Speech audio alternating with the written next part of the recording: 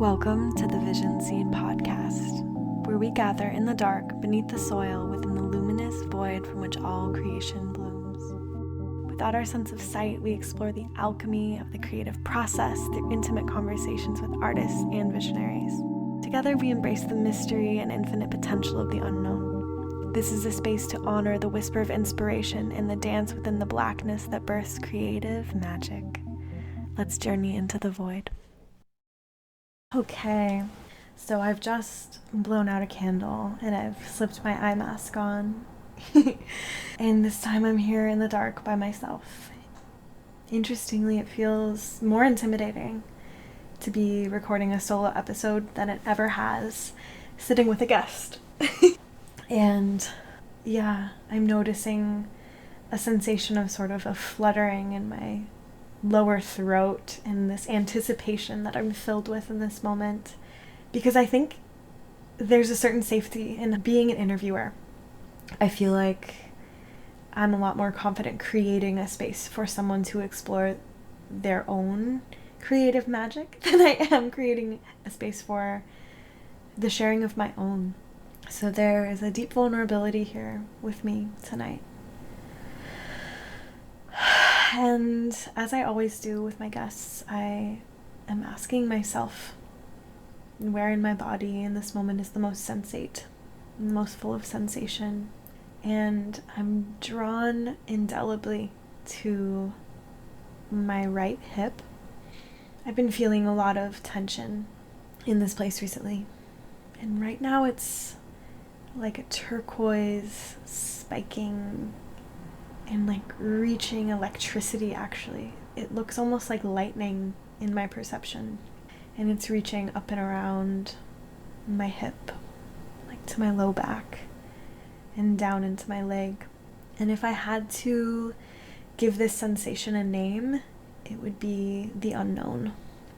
I've kind of started to see this particular pain messenger that I've been receiving as related to stepping into power. The way that I think about it is the right side of the body being the more masculine or the more yang energy. And I think that as I create what I'm creating with Vision Seed in this moment, I notice that there's a little bit of fear with stepping into the increasing amounts of energy and the increasing amounts of capacity that I'm being asked to hold and that I want to hold. But there's definitely an adjustment period, and it feels like it's being processed through this hip. So that's the first thing I want to name before we begin. And that's the first thing that I see as I scan my field of awareness.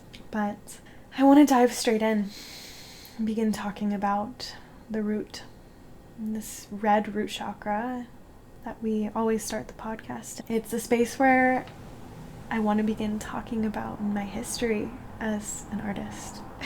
As I breathe into that space, the first thing I see or feel is this version of myself, and she's about 6 or 7, and she's sitting at the kitchen table with dozens of sheets of printer paper spread in front of her.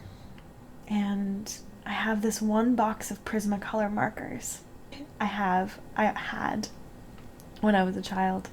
And I would sit at that kitchen counter tirelessly drawing fashion designs. So I would draw designs for dresses and skirts and shirts and boots and bags. And I was so endlessly fascinated by this realm of fashion.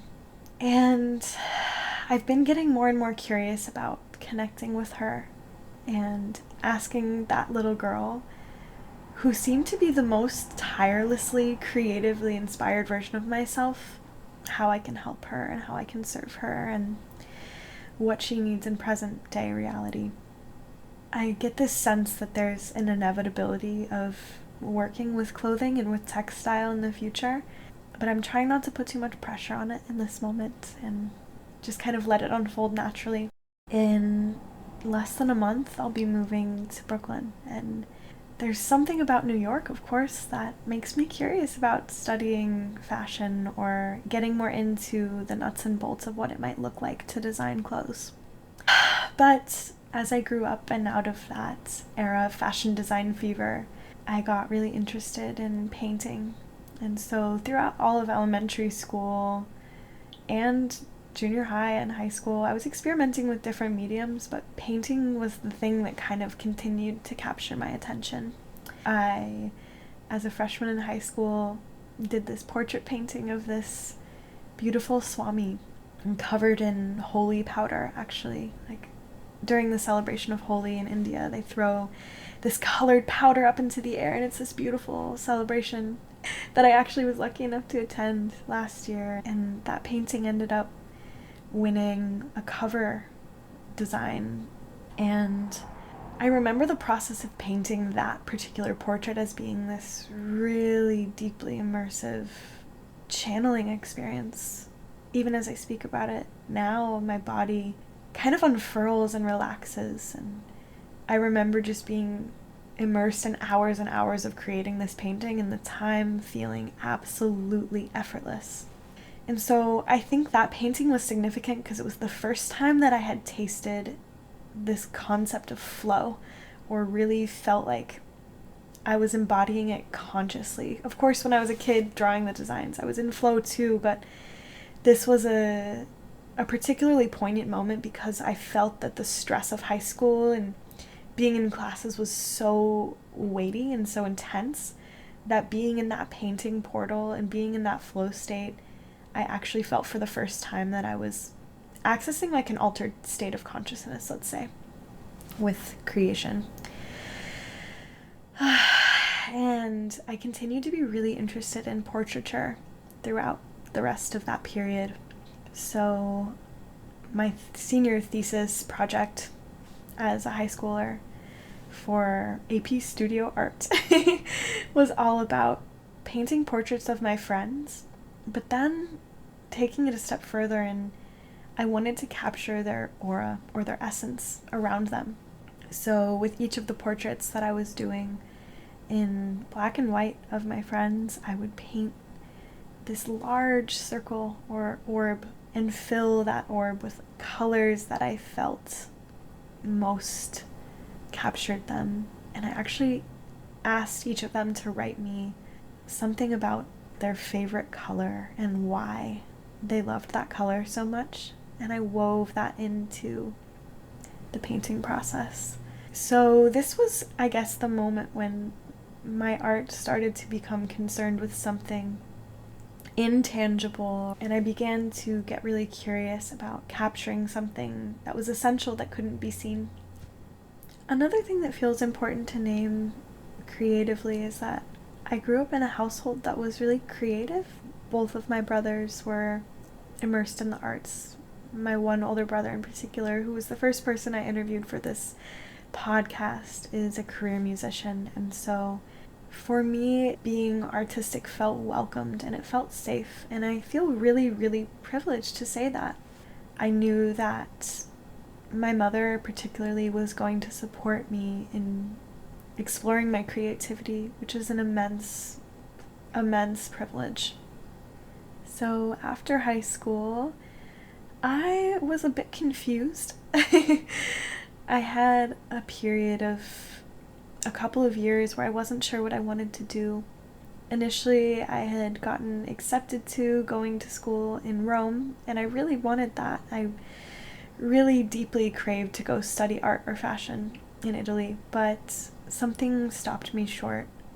I was in a really invested long-term high school sweetheart relationship, and I felt very reluctant to go anywhere where I wasn't going to get to see my boyfriend at the time. And so I said no to Italy, which actually, as I scan my roots, feels like one of the points of maybe like regret or sorrow. But I was able to go back and reclaim that by going to a couple of weeks of intensive painting classes at the Accademia d'Arte in Florence. So there is redemption, and the decision, of course, ultimately was right because it what is, and I don't feel that same regret or pain now that I've gotten a chance to go back and explore what might have been. And so after those couple of years of maybe confusion after graduating, I found myself at Lewis and Clark College in Portland, Oregon. And there I was studying psychology. And I was someone who always wished she was studying art. I always wished that I was a painting student, and I took as many painting and dance classes as I possibly could to satisfy this urge. But psychology was still sort of the thing that I had chosen that I felt would be the most quote unquote acceptable. It was still able to draw my creative sensibilities into the field of psychology, but the paradigm that I was raised in really asked me to find something useful, quote unquote useful, to study and to devote myself to. So psychology was the foundation for my exploration. And while I was studying psychology, I found myself really interested in Carl Jung, and I found myself really interested in specifically his art and the way that he drew the archetypes and these mandalas and was creating these new ways of thinking about really classic concepts in Buddhist psychology of the subconscious and the formless and the collective unconscious and synchronicity. And there's just something very special about the way his mind works and the magic that he brought into psychology. Of course, I think in a modern Western institution of education, he's probably the most magical figure in psychology that they really get into in the mainstream. But I knew that intuitively he was just the tip of the iceberg in terms of revolutionary thinking about the mind, body, and spirit connection. And so that was my first taste.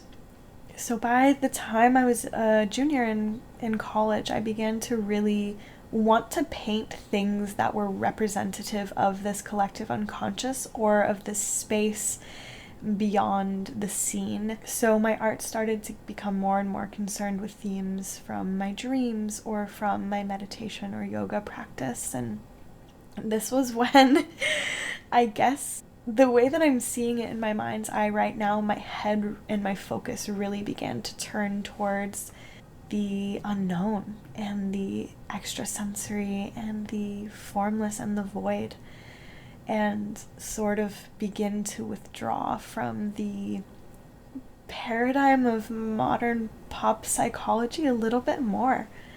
And this felt really rebellious and really beautiful and really stirred my sacral energy center.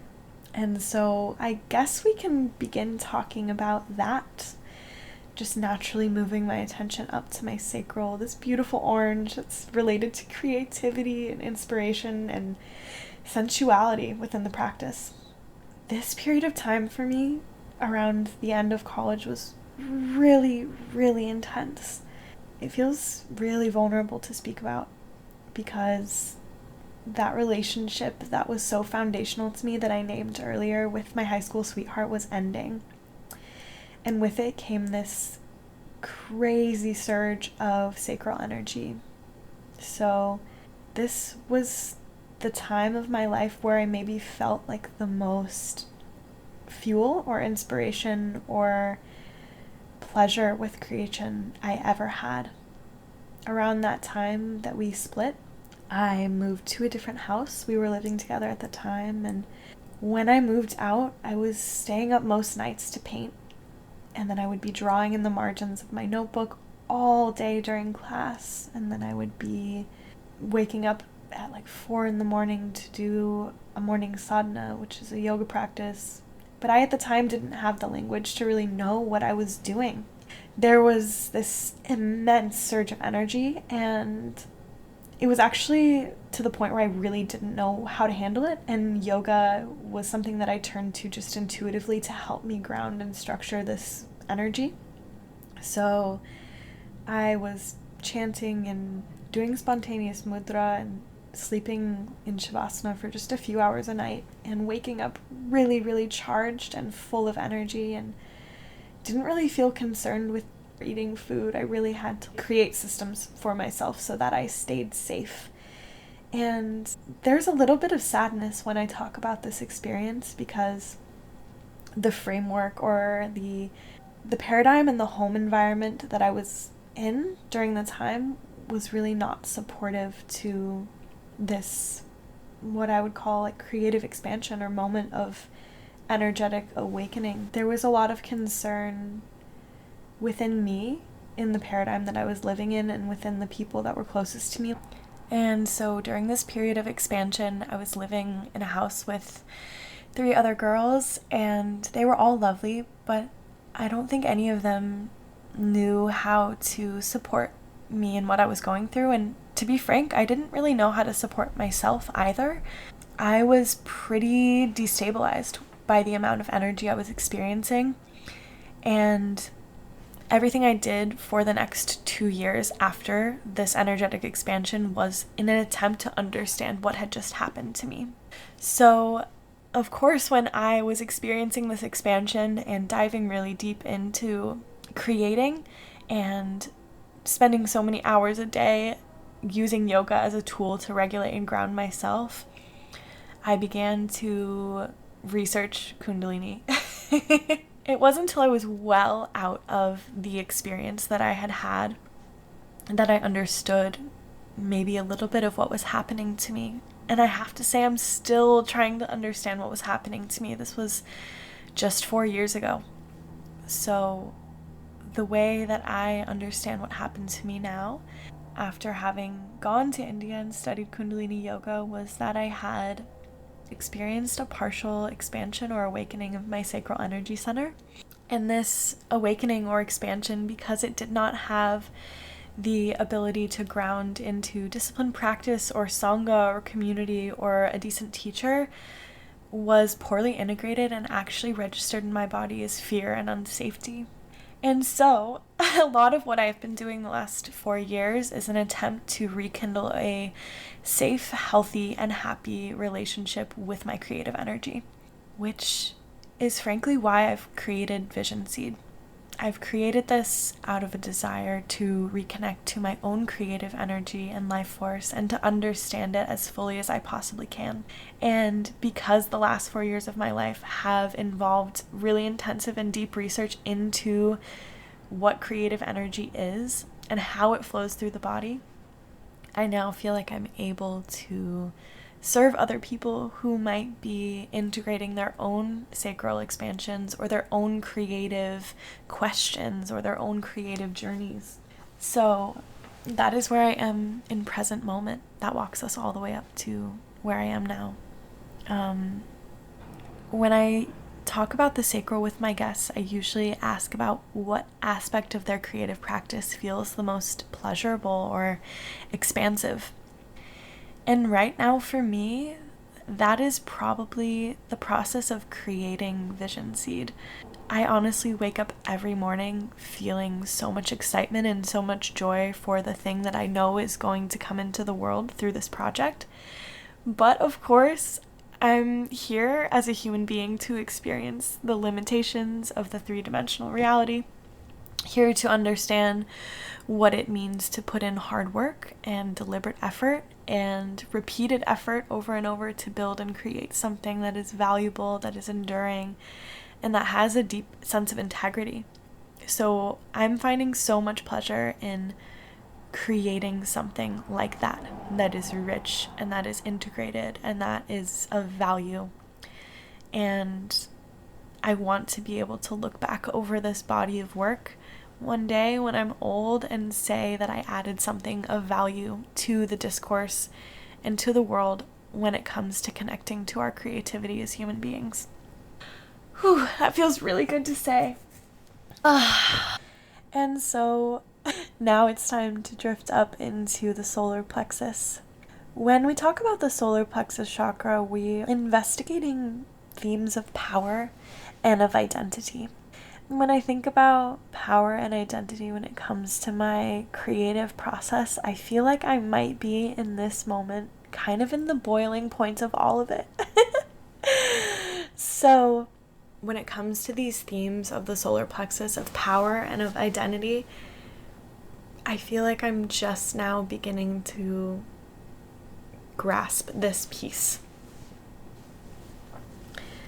Of course, as I named, I feel an immense amount of energy when I wake up every morning to create what I'm creating with Vision Seed and with this project. But when it comes to my artistry and my painting, I still very much feel like I'm working through layers of insecurity. I'm working through layers of imposter syndrome. I'm working through layers of not believing in my art. I'm working through layers of not believing that I am an artist fundamentally. And I think that's something that I'm actually really happy to be vulnerable about, because I know how not alone I am in that. I know for a fact that so many of us are unsure as to whether we can consider ourselves an artist or not. But I think what's key here is that all of us can connect with a feeling that we are a vessel for, or we are channeling bemusement, and that we are channeling a creative impulse. And I actually think that we are more able and better able to serve creative impulse when we get out of our own way, and when we can completely allow ourselves to stop thinking about the identity piece. We are most able to be artists. So it's almost this paradox, right? When we look away from the identity appears. And when we are no longer concerned with becoming a channel, and we simply are, to me, that is the core and the essence of this piece. So for me, creative power simply means overcoming the mass of stories that are waiting for me to be met, and allowing myself to fall through those stories deeper and deeper into the creative wellspring that is just available for all of us all of the time, in the experience of the body and in the experience of the unconscious. And wow, that feels so good to talk about. It feels really expansive and really wholesome. So making a transition and heading up into the heart, starting to think about the themes of devotion and love and that which I devote my art to. When I think about devotion when it comes to my creative process, I think about this period right after college. Of course, I know I'm going back into my history a little bit, but bear with me. I think it's a useful anecdote. I felt, again, similar to how I felt after high school. After college, I really did feel like I had fallen off the edge of a cliff, metaphorically. I had no idea where I was supposed to be, what I was supposed to be doing, and with whom I was supposed to be doing it. And this was really the period of time in my life where I began to get more serious about meditation, and my spiritual path really started to open up a bit. The questions that were coming up were so big and so challenging that I knew that I needed to collaborate with a higher power or higher sense of myself to get through and to find clarity. Of course, at this period of time, I was practicing yoga every day to ground myself, and I was beginning to explore prayer for the first time and what ritual looked like and to what I was devoting my life and my creative energy. And of course, I still can't claim that I know what God is, but I do know, and I don't think I ever will be able to know with my mind, because that is not the point.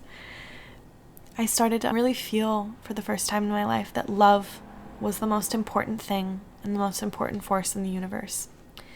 And so every time I created, I would just ask for love and ask to be love and ask to channel love.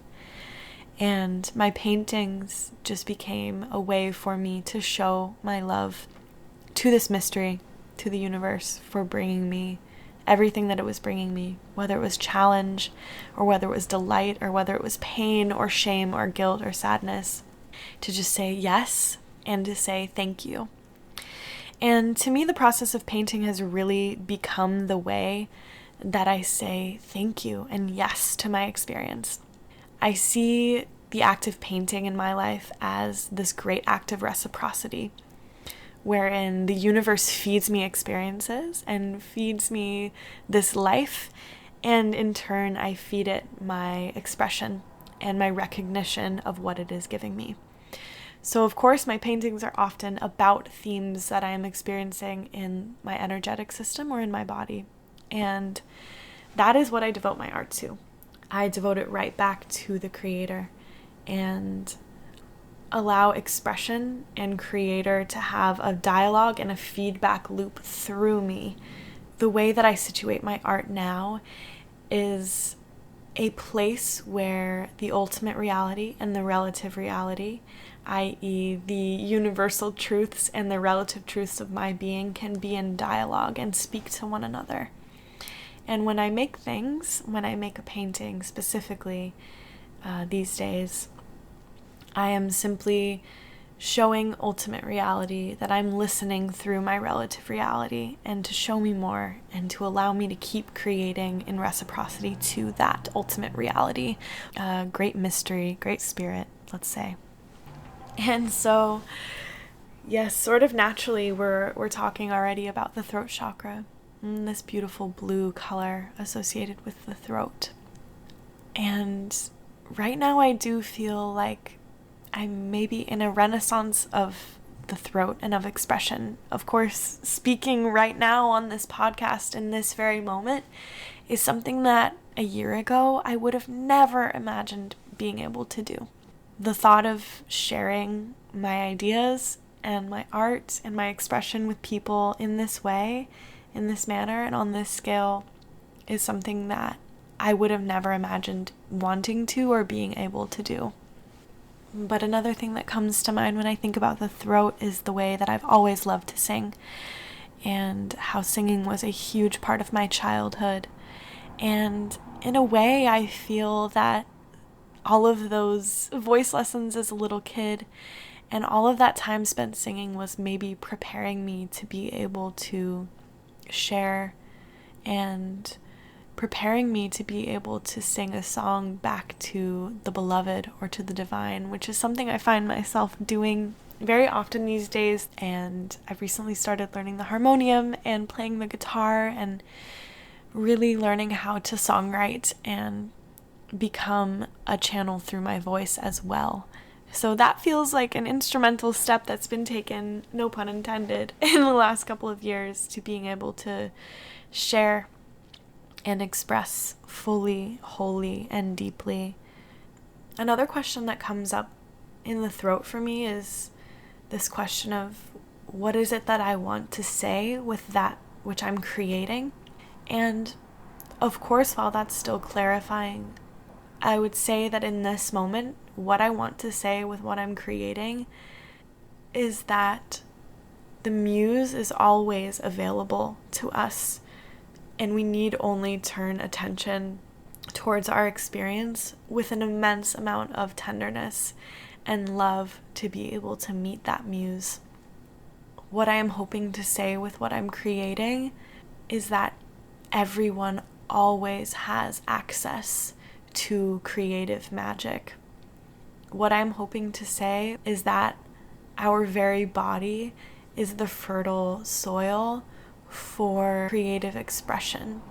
What I'm hoping to say with my current creation is that turning towards the technologies of yoga with asana, with pranayama, with mudra, with bandha, with mantra is such a solvent and beautiful way to connect to the creative life force energy that is within us and be able to utilize it to the most magical effect, to be able to create the most aligned and truthful and breathtaking, astonishing forms of our own expression. What I'm hoping to say with what I'm currently creating is that the yogic path and the creative path are so deeply supportive of one another that it just makes good, clean sense to tie them together and to use our bodies as vehicles for our creative liberation, and to come out of the head and into the body to be able to create in a way that is authentic, sustainable, and deeply, deeply wholesome. I'm ranting. There's so much I could say here, of course, and I feel that it's time to float up to the beautiful indigo color of the third eye chakra. So this energy center, the third eye, is related to and connected to intuition and inspiration and vision. Recently in this energy center, I've really been enjoying asking people about things that they really want to create in their lifetime and just throw them out in a really non-attached, really maybe even silly or rapid fire way. So I'm going to do the same for myself right now. I would really love to create a set of mugs or plates for my house one day with like a beautiful cobalt blue glaze. I would really love to create some jewelry again. I would really love to create an album of music again. I would really, really love to create a book. I would love to create a beautiful home for my family. I would really love to create a garden. I would really love to create a painting that sells for $1 million. I would really love to create a giant sculpture. I would really love to create a piece of furniture. And last but not least, I would really love to create a family one day. That feels really good to say. Of course, I can say that some of these feel more tangible or more likely, but as I move up into my crown, I surrender and I release all of these possibilities and all of these curiosities or intuitions or visions up into the formless. The crown chakra is this space of indigo white light at the crown of the head and related to our interconnectedness to all beings or all creation, or the vast silence or stillness which all of this unfolds in. This is the 1,000-petaled lotus, this space of enlightenment or transcendence. And to me, I intuitively understand that in order to enter into this space, I have to release all ideas or preconceptions about what the rest of my life might look like. And there's a deep and beautiful freedom in that. And of course, there's fear. One thing that I've found so interesting this past year, especially in exploring Tibetan Buddhism, is this idea and this paradox, really, that we both deeply want and crave this enlightenment, this complete merging with the formless oneness of the universe.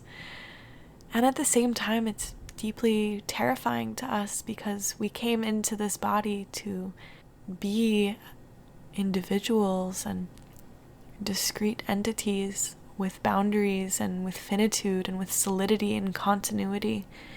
And when we merge with the universe, when we attain enlightenment, let's say, we surrender all of that and we enter into a place where we are no longer an individual, no longer definite, no longer finite. And it's both that we crave it and we fear it at the same time. So as I record this evening, I try to hold that paradox within myself once again, and that is all I have to say. Thank you for listening to this podcast, and I really hope you enjoyed it. I really loved getting the chance to talk about my journey in this way, and yeah, I appreciate you for listening. Thank you so much. Thank you for journeying with me into the fertile void on the Vision Seed podcast. As we emerge from this space, it's my hope that the whisper of inspiration may take root and aid you in your creative path. If this episode resonated with you, I invite you to share it, leave a review, and follow along with us on social media. Until next time, keep dancing in the dark and cultivating the seeds of your creative vision. Bye-bye.